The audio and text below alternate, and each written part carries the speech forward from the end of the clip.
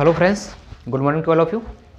चलिए, तो मैं आपको कॉम्प्लेक्स नंबर की एक क्लास दे चुका हूँ, ठीक है ना। कॉम्प्लेक्स नंबर की मैंने आपको एक क्लास दे दी थी, तो आज आपकी क्लास 2 है और आज मैं ऐसे कॉम्प्लेक्स नंबर को फिनिश कर दूंगा, ठीक है। तो क्लास को ज़रा जल्दी जल्दी शेयर कीजिए जिससे 1000 सब्सक्राइबर जल्दी कंप्लीट हो जाएँ और मैं आपको लाइव आपके डाउट्स जो भी बने वो मैं उनको क्लियर कर सकूँ, ठीक है। क्योंकि वो तभी हो पाएगा यार, क्योंकि आपको पता है यार, इतना तो पॉलिसी उसकी होती है यूट्यूब की। चलिए जी, आगे बात करते हैं। तो सबसे पहले जो आज की वीडियो का मेरा टाइप है वो टाइप ये है, वर्गमूल वाला। कौन सा टाइप है सर जी? वर्गमूल। पहले तो इसका मैं बताऊंगा इसका जो फॉर्मूला होता है वो भी, फिर इसमें बताऊंगा अपनी जुगाड़ जो मेरी व्यवस्था है, ठीक है, वो भी इसको मैं बताऊंगा। पहले तो आपको ये 2 पॉइंट याद रखने हैं डायरेक्ट। 2 पॉइंट कैसे रखने हैं कि कभी भी आपको अंडर रूट आइटा का वर्गमूल पूछा जाता है तो ये होता है आपका 1 प्लस आइटा अपॉन रूट 2। एक बात और ध्यान रखना, कभी भी हम किसी संख्या का वर्गमूल लेते हैं तो प्लस माइनस लेते हैं ना, तो हाँ, तो प्लस माइनस हमें लगा के चलना पड़ेगा। या कभी पूछा है अंडर रूट -1 माइनस आइटा का, तो होता है 1 minus eta upon under root 2, plus minus 1 minus eta upon under root 2। आपको ये दोनों पॉइंट्स याद रखने हैं। सर जी ये आए कहाँ से? कभी भी किसी संख्या का वर्गमूल निकालना हो तो उसका एक फॉर्मूला होता है आपका, सिंपली फॉर्मूला आपका ये है, mod of Z. Mod of Z क्यों? सर जो संख्या होती है वो कॉम्प्लेक्स नंबर होती है। कॉम्प्लेक्स नंबर होती है क्या है? वास्तविक संख्याओं और समिश्र संख्याओं का संयोग ही तो कॉम्प्लेक्स नंबर कहलाता है। तो उसी कॉम्प्लेक्स नंबर को किससे लिखते हैं? जेड से। तो mod of Z plus x बटे 2। एक्स ये, इसमें एक्स कौन है? 9, इसमें एक्स कौन है? 2। यानी कि जो रियल नंबर में जो रियल नंबर संख्या होती है, मान के चलो मैं कोई कॉम्प्लेक्स नंबर लिखूँ 3 + 2 आइटा, इसमें एक्स का काम कौन करेगा? 3, क्योंकि ये है आपका रियल पार्ट और ये आपका इमेजिनरी पार्ट, ठीक है ना। समझ रहे हो मेरी बात को? हाँ, तो रियल पार्ट है आपका ये, तो रियल पार्ट ये एक्स का मान है वो रियल पार्ट है, ठीक है। तो कभी भी संख्या का जब हमें वर्गमूल लेना होता है तो वर्गमूल हमें जब लेते हैं कि संख्या का, तो उसका मैं फॉर्मूला बता रहा हूँ आपको, ठीक है।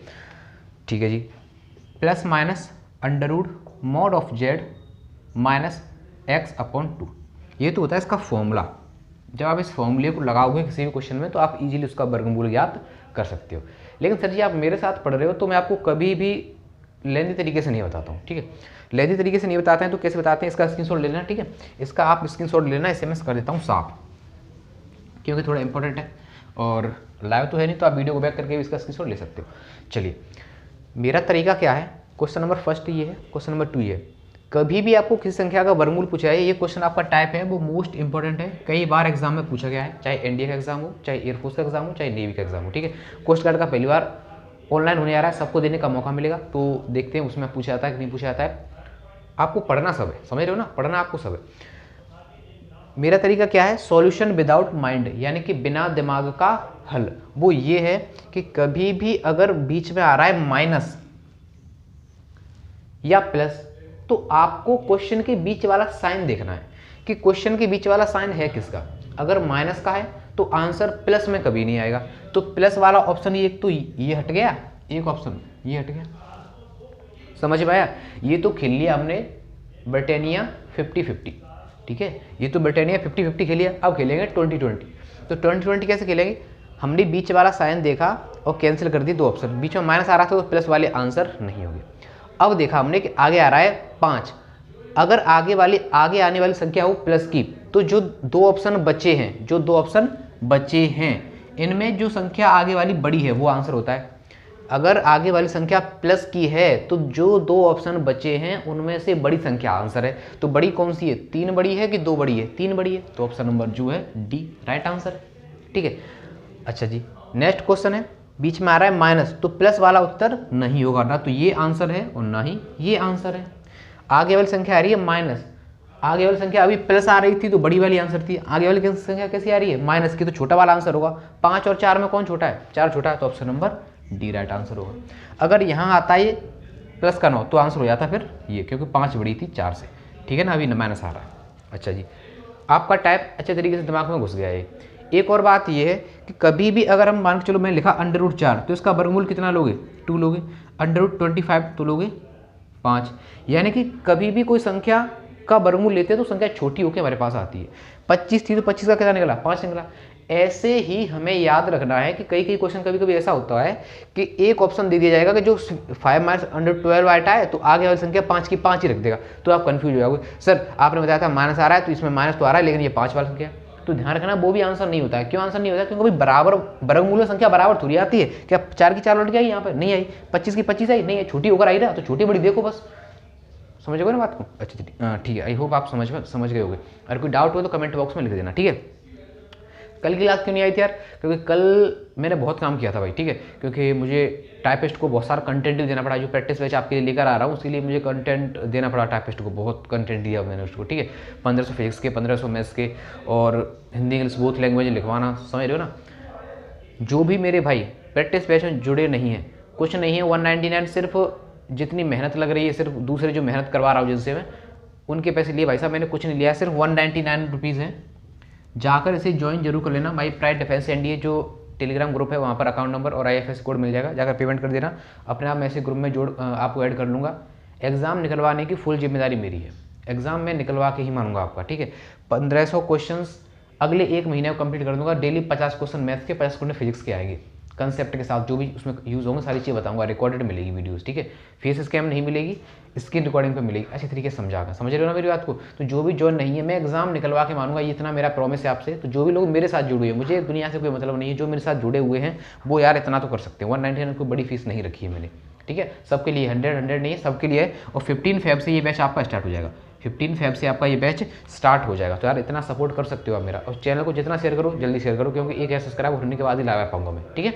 चलिए आगे चलते हैं, इनको नोट कर लेना। आई होप ये समझ में आया होगा। सॉल्यूशन विदाउट माइंड, बिना दिमाग का हल क्या है कि बीच वाला साइन देखो, ऑप्शन कैंसिल करो, 50-50 खेलो, फिर 20-20 ऐसे खेलेंगे कि आगे वाला साइन देखो, मैं नेगेटिव है कि पॉजिटिव। अगर नेगेटिव है तो छोटा वाला आंसर, पॉजिटिव है तो बड़ा वाला आंसर, ठीक है। चलिए आगे चलते हैं। समझ रहे हो ना मेरी बात को भाई साहब? नेवी, एयरफोर्स, कोस्ट गार्ड, किसी का भी एग्जाम नहीं बचेगा, उस तरीके से आपको प्रैक्टिस करा दूंगा। बस आप उस प्रैक्टिस बैच में होने चाहिए। टाइप करा रहे हैं, बहुत पैसे लग रहे हैं यार, उसके लिए मैं कर रहा हूँ, कोई दिक्कत नहीं थी। चलिए आगे आता है आपका कोणांक, मापांक और कोणांक। खेल गया क्या? मापांक और कोणांक, ठीक है। तो अगर कभी भी कोई संख्या दी जाती है, मॉड ऑफ जेड बराबर x प्लस आई वाई, मान लो जेड बराबर दिया है x प्लस आई वाई, और आपको पूछता हूँ मैं इसका मापांक यानी कि मॉडुलस, मापांक निकालना है तो हमें निकालना पड़ेगा मॉड ऑफ जेड। वो निकालते हैं हम √x² प्लस y², ठीक है। इस तरीके से हम किसी भी संख्या का मापांक ज्ञात करते हैं। अगर बात आती है कोणांक की, किसकी बात आती है? कोणांक, कोणांक की बात आती है। कोणांक बोलते हैं आर्ग्यूमेंट, इंग्लिश से बोलते हैं आर्ग्यूमेंट। वो होता है थीटा बराबर tan इनवर्स मॉड में y/x, ठीक है। अभी मैं आपको इनको अप्लाई करना बताता हूँ। अप्लाई करने के लिए आपको एक ये ध्यान रखना है, क्वाड्रेंट। अगर दोनों संख्याएं प्लस प्लस की हो तो आएंगी पहले क्वाड्रेंट में, अगर एक संख्या माइनस की दूसरी प्लस की होगी तो आएगी दूसरे क्वाड्रेंट में, दोनों माइनस माइनस होंगे तो आएगी तीसरे क्वाड्रेंट में, और एक प्लस की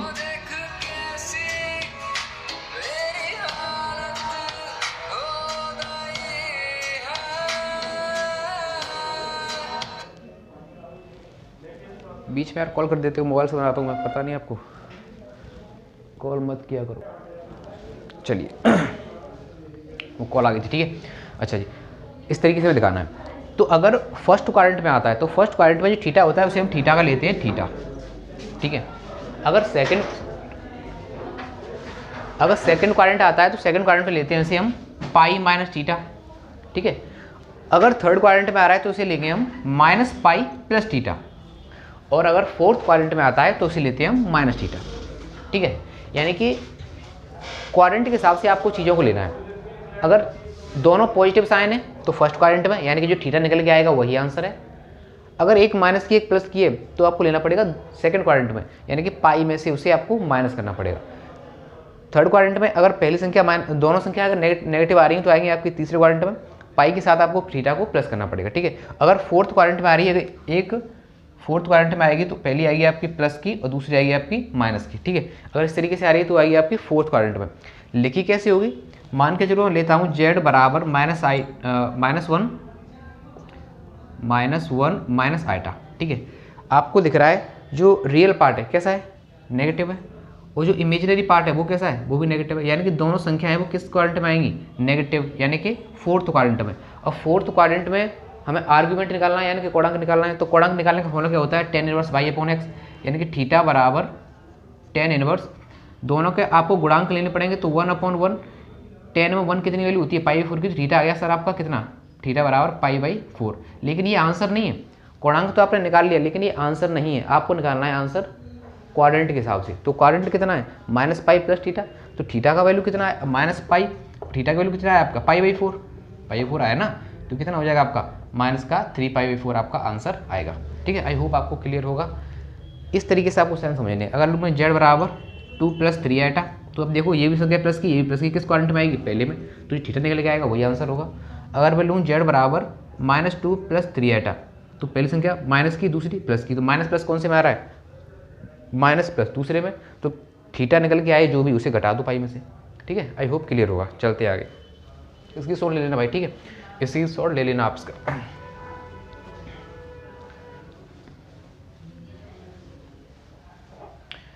आगे कुछ आर्गुमेंट की प्रॉपर्टीज होती हैं। जैसे पहली प्रॉपर्टी है, जो आर्गुमेंट होता है वो काम करता है लॉग की प्रॉपर्टीज पर, कि आर्गुमेंट z1 × z2, ये टूटेगा आपका argument of z1 plus argument of z2। Property number 2, argument of z1/z2, तो ये टूटेगा आपका argument of z1 minus argument of z2। एक और प्रॉपर्टी होती है आपकी, वो ये होती है कि आर्गुमेंट ऑफ z बराबर होता है आपका argument of z plus argument of z बार, बराबर होता है आपका 0। कभी कभी तो इससे बराबर में देके पूछ लेता है, ये पूछ लेता है कि ये किसके बराबर होगा, तो एक z होगा, एक z बार होगा। ठीक है, आई होप आपको इनको याद रखना है और अच्छे तरीके से इनको कर भी लेना। ठीक है, आगे चलते हैं। आगे आता है आपका इकाई का घनमूल, यानी कि ओमेगा। जितनी भी बातें पढ़ेंगे आप किसके बारे में पढ़ेंगे, ओमेगा के बारे में। जिस तरीके से मैंने आपको बताया था कि i⁴ का मान 1 होता है, उसी तरीके से ओमेगा क्यू का मान भी 1 होता है। कैसे, वो समझिए। ओमेगा कोई इक्वेशन ले रहा हूँ मैं, ये x² + x + 1 बराबर 0। दूसरी इक्वेशन है x² - x + 1 बराबर 0। आपको इनको याद रखना है। याद क्यों रखना है सर जी, जब मैं आपको द्विघात समीकरण यानी कि क्वाड्रेटिक इक्वेशन कराऊंगा तब बताऊंगा कि इस इक्वेशन के जो मूल हैं वो आते हैं, इसके आएंगे ओमेगा कोमा ओमेगा स्क्वायर, इसमें माइनस आ रहा है तो ये आएंगे minus omega comma minus omega square. ठीक है, उसका रीजन है क्योंकि इसके आप सिंपली गुणनखंड तो कर नहीं सकते हो, फ्रैक्शन तो कर नहीं सकते इसके साधारण तरीके से। तो आप कैसे करोगे, सीधी धराचार का यूज़ करोगे। जब सीधी धराचार का यूज करोगे तो -b + -√b² - 4ac/2a लगाओगे तो वहाँ से आपकी ये वैल्यू निकल के आएंगे। ठीक है, तो ओमेगा का जो वैल्यू होता है वो होता है